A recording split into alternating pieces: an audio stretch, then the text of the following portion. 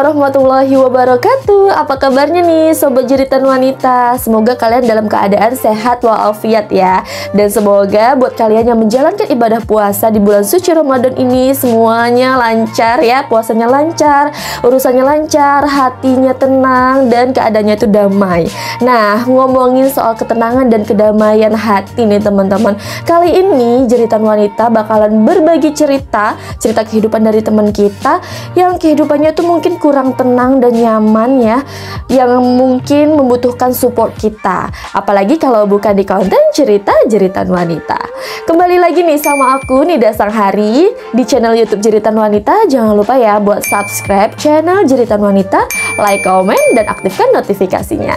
Oke, cerita kali ini itu adalah cerita yang sebenarnya aku yakin di luar sana tuh banyak banget yang mengalaminya ya teman-teman.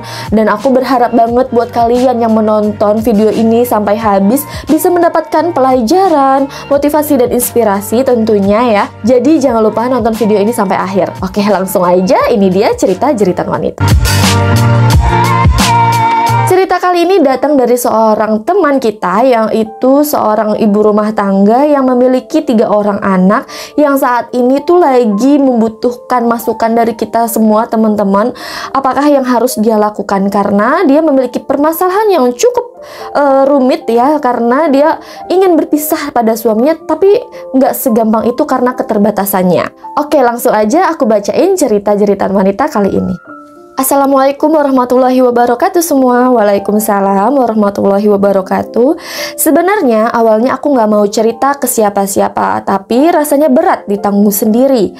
Hati rasanya sakit karena udah banyak memendam. Dan aku butuh saran dari orang-orang. Aku nggak mau share ke orang terdekat karena nggak mau bikin mereka kepikiran. Makanya aku memutuskan untuk mengirim tulisan ceritaku ini ke Jeritan Wanita. Terima kasih. Karena aku nggak perlu membuka siapa sebenarnya aku. Cukup cerita aku aja yang butuh saran dan masukan. Dan semoga menjadi pelajaran buat semuanya. Nama aku Lucy, bukan nama sebenarnya ya, atau nama samaran. 8 tahun yang lalu aku menikah dengan seorang duda, dan waktu itu suami dan keluarganya bilang kalau permasalahan perpisahannya adalah salah istrinya. Entah apa masalahnya, tapi yang aku dengar mantan istri suamiku lari dari rumah meninggalkan suamiku padahal pernikahan mereka baru 2 bulan. Pikirku waktu itu iya juga, jahat juga mantan istri suamiku itu dulu. Kenapa harus pergi meninggalkan suami gitu aja? Kalau emang gak suka kenapa menikah? Aku gak ada niat buat cari tahu lebih banyak tentang mantan istri suamiku. Menurutku waktu itu gak perlu, dia hanya masa lalu suamiku. Dan aku adalah orang yang dipilih suamiku saat itu. Tapi nggak disangka, ternyata itulah kesalahanku yang terbesar. 3 tahun menikah, kami tinggal di rumah mertua, yaitu rumah orang tua suami. Di awal pernikahan, suamiku mendesak aku untuk segera hamil, dengan alasan umur yang udah nggak muda lagi. Aku waktu itu berumur 28 tahun dan suami berumur 30 tahun. Aku maklum aja, mungkin memang suami pengen segera punya anak. Dan alhamdulillah 10 bulan menikah akhirnya Allah kabulkan, aku hamil. Tapi waktu suami tahu aku hamil, dia bilang lagi, dia nggak mau punya anak perempuan, dia mau anak laki-laki. Dan aku cukup tercengang dengan permintaan suami. Aku berusaha memberi pengertian kalau jenis kelamin itu Allah yang tentukan, bukan kita sendiri. Tapi suami seolah acuh, muka dia cemberut dan malas ngomong sama aku. Aku pikir kabar kehamilanku adalah kebahagiaan bagi kami. Tapi rupanya ada pula hal lain yang harus aku turuti untuk suami. Sedangkan permintaan itu di luar kendaliku. Suamiku ini sifatnya sangat keras dan kekanak-kanakan. Dia akan marah atau silent treatment kalau ada keinginan dia yang nggak terpenuhi. Aku baru tahu ketika udah menikah. Aku pikir dia akan berubah dan bisa diajak ngobrol untuk menemukan solusi. Tapi ternyata dia nggak sedewasa itu. Jujur aku risau. Takut kalau ternyata anak yang aku kandung itu berjenis kelamin perempuan. Dan suami aku nggak bisa terima dan juga keluarganya. Aku pikir mereka akan mengerti, tapi nyatanya mereka serius dengan keinginan mereka. Ingin anak yang aku kandung adalah berjenis kelamin laki-laki. Yang buat aku heran dan risau adalah kenapa mereka maksa dan pura-pura nggak paham. Padahal dari adik-beradik suamiku semuanya perempuan, kecuali suamiku seorang. Aku kira cukup sampai di situ aja. Tapi rupanya waktu aku hamil anak kedua, suamiku bilang dia mau anak laki-laki lagi. Begitu juga kalau aku hamil anak ketiga dan seterusnya. Aku jadi stres dan gelisah setiap kali check up ke dokter. Aku takut kalaulah sampai anak yang aku kandung bukan laki-laki. Dan benar aja, waktu pemeriksaan anak kedua aku, dokter menyatakan bahwa anak aku berjenis kelamin perempuan. Dan dari sanalah sifat suamiku menjadi-jadi. Dia nuduh sengaja buat dapatkan anak perempuan karena ingin menyakitkan hatinya. Dan dari saat itulah dia mulai berani kasar sama aku, toyor-toyor kepalaku. Kalau lagi marah, ucapan kata-kata binatang keluar semuanya. Caci maki udah menjadi makanan sehari-hari aku. Dasar istri bodoh lah, istri nggak guna, dan istri. Puncaknya waktu itu kami pindah ke rumah sendiri. Aku masih inget banget, kami bertengkar hebat hanya karena dia bilang aku nggak bangunin dia siang itu. Dia ada janji ketemu temannya. Waktu itu aku lagi suapin anakku yang nomor 2. Aku tahu dia lagi tidur hari Minggu itu, tapi aku nggak tahu kalau dia ada janji. Dia bilang katanya udah berpesan ngomong ke aku. Katanya aku yang nggak dengar. Dan ucapannya adalah, kau tuh. Aku marah karena dia memarahi aku di depan anak-anak. Aku kecewa, marah karena dia marah-marah gitu di depan anak-anak. Tapi bukannya reda, dia malah tendang aku, pukul aku semakin parah di depan anak-anak. Hancur aku, kecewa luar biasa, sakit hati dan semuanya. Aku cuma bisa menangis dan kabur ke kamar anak diiringi tangisan anak-anakku. Aku kasihan kepada kedua anakku, kenapa harus melihat hal yang tak wajar yang dilakukan orang tuanya. Malam itu juga, waktu dia tidur, aku bertekad untuk keluar dari rumah bawa anak-anakku. Aku gak sanggup harus menjalani rumah tangga yang penuh tekanan ini. Aku minta tolong ke adik-adikku untuk bawa kami keluar dan membuat laporan polisi dan ke rumah sakit untuk visum. Tapi aku membuat kesalahanku yang kedua, yaitu waktu polisi tanya aku mau gimana untuk suami, mau memenjarakannya atau gimana, dan hati aku enggan. Aku enggan memenjarakan suamiku, kasihan anak-anakku masih kecil, dan aku membatalkan laporanku kepada polisi. Aku hanya kabur pulang ke rumah orang tuaku. Keluarga sebenarnya udah menyarankan untuk kami berpisah aja. Tapi tetaplah keputusan ada di tanganku. Dan keputusan yang kuambil adalah ketika dia dan keluarganya datang untuk membujuk aku, meminta maaf dan minta aku kembali pada suami dengan alasan demi anak-anak. Dan inilah kesalahanku yang ketiga, aku memaafkannya dan kembali kepada suami. Sebenarnya yang aku pikirkan waktu itu, aku takut gak bisa kasih kehidupan yang layak untuk anak-anakku karena aku cuma ibu rumah tangga biasa. Dan ketika aku kembali ke rumah itu, dia putuskan hubunganku dengan keluargaku. Aku gak boleh jumpa dengan keluargaku dan gak bolehin keluargaku datang ke rumah. Bukan gak bolehin secara langsung, tapi menolak dengan banyak alasan. Waktu ada acara kenduri di rumah, aku pun gak boleh datang. Suamiku larang aku datang dan suruh aku kasih alasan ada acara lain yang gak bisa ditinggal. Sikap dia masih sama, masih suka nuduh aku yang enggak-enggak. Kadang di luar nalar aku. Kalau aku lawan, waktu dia caci maki aku, habislah aku. Ditoyor kepalaku, ditumbuk mukaku, dan semua perlakuan kasarnya. Sampailah suatu ketika dia bilang ke aku adalah wanita yang paling yang dia temui, perempuan paling jijik dan menyesal dia menikahi aku. Dan aku sangat kecewa dan memutuskan untuk pergi dari rumah untuk kedua kalinya. Aku sangat-sangat direndahkan dan sakit bukan main. Aku tahu keputusanku salah untuk kembali kepada dia.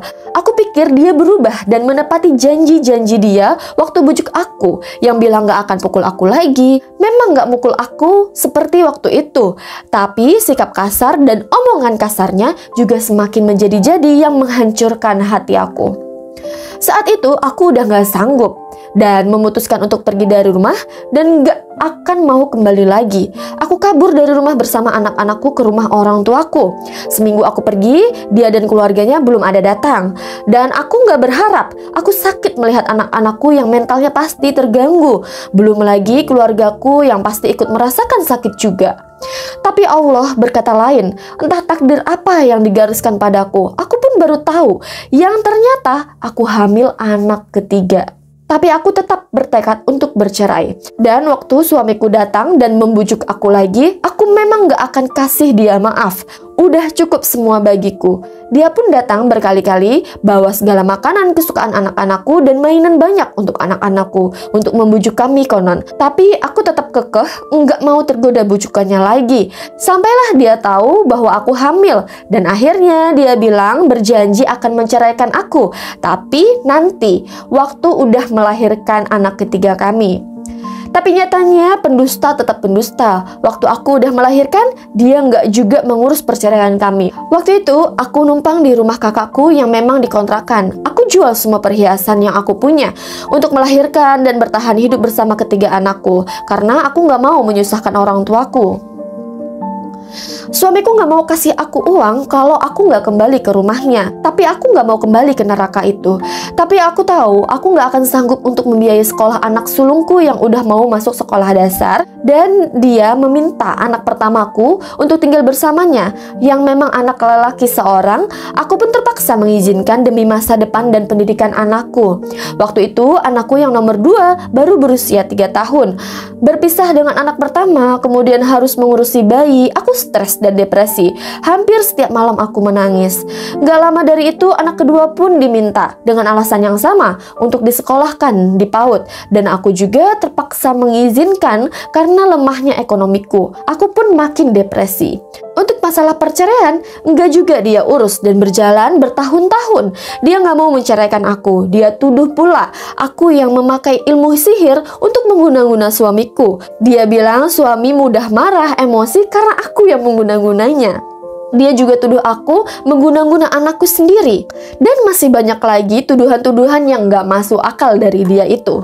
Kalau kalian tanya, kenapa sih aku nggak mengajukan perceraian sendiri?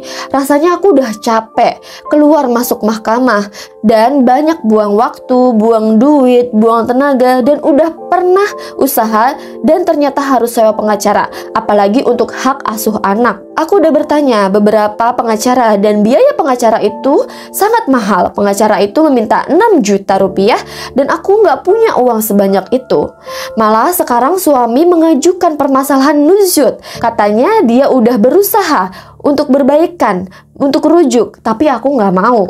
Aku udah bertekad, aku nggak akan kembali kepada dia. Selama ini dia nggak pernah sekalipun merasa benar-benar mengakui kesalahannya atas perbuatannya kepada aku. Permintaan maaf dia dan janji-janjinya hanya omong kosong. Dia malah tuduh aku yang memfitnah dia dan meminta aku kembali dan supaya patuh dengan perintah dia.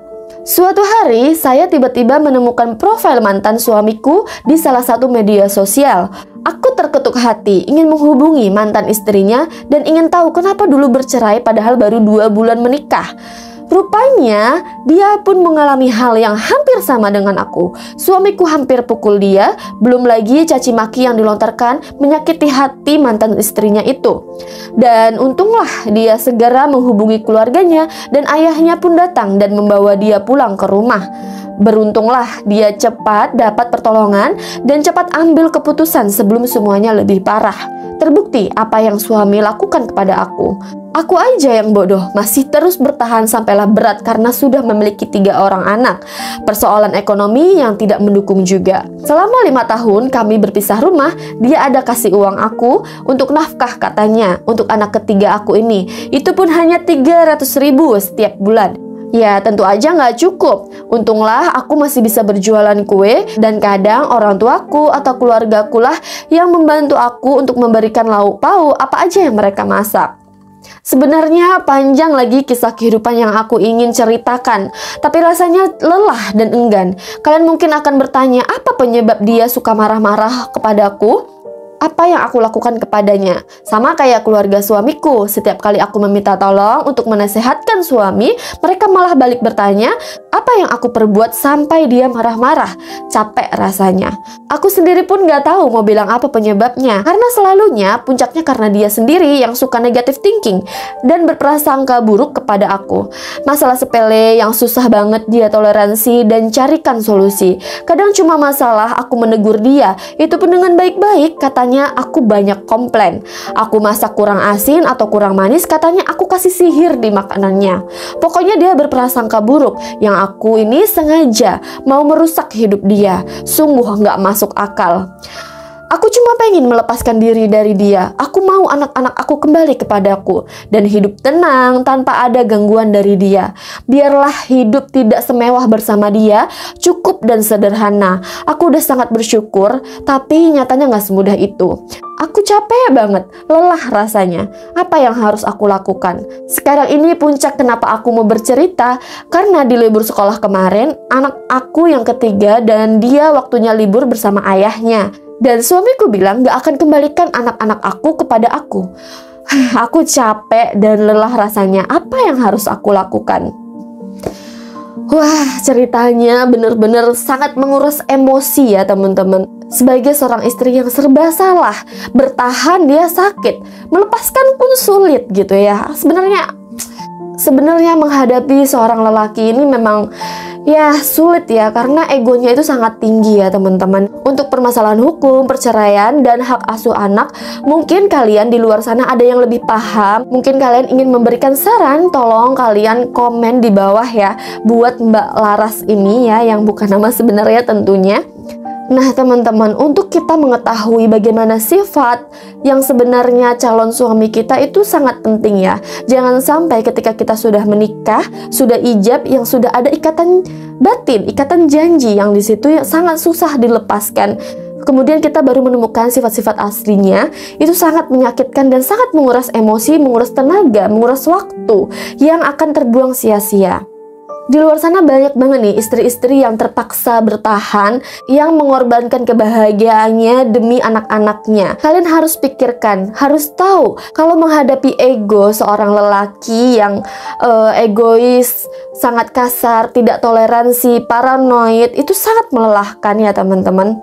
Untuk bertahan seumur hidup itu terlalu lama teman-teman. Jadi sebelum kita mengambil keputusan, ada baiknya kita mencari tahu sebenarnya calon suami kita itu sifatnya seperti apa dan latar belakangnya seperti apa. Kita bisa mungkin bertanya kepada keluarganya, kepada teman-temannya, orang terdekatnya, atau mungkin mantannya gitu ya. Itu nggak masalah karena itu demi kebaikan kita ke depannya. Masa depan kita ada di tangan kita teman-teman. Sebagai perempuan kita harus pintar menyayangi diri sendiri, mempertahankan mental agar supaya tetap waras. Yang paling utama adalah kenyamanan tentunya ya. Buat kalian di luar sana yang mungkin memiliki cerita yang sama dengan cerita yang aku bacakan tadi, yaitu dari Mbak Laras, semoga kalian cepat mendapatkan pertolongan, cepat mendapatkan solusi gitu ya. Dan buat kalian yang mungkin punya sahabat, teman gitu ya, yang punya cerita yang hampir sama atau yang sama gitu ya, jangan lupa kalian bagikan video ini kepada mereka, mana tahu videonya bisa membantu dan bisa mengurangi stres dan depresinya. Nah, buat kalian yang mau berbagi cerita di Jeritan Wanita, langsung aja kirim di email Jeritan Wanita, atau kalian bisa langsung aja kunjungi di website jeritanwanita.com, atau kalian juga bisa nih mengirim pesan ke media sosial Jeritan Wanita yang linknya akan aku cantumkan di deskripsi box. Oke, terima kasih karena udah menonton video ini sampai habis. Jangan lupa subscribe channel Jeritan Wanita, like, komen, dan aktifkan notifikasinya. Jangan lupa juga buat membagikan video ini ke media sosial kalian. Oke, thank you for watching. See you to the next video.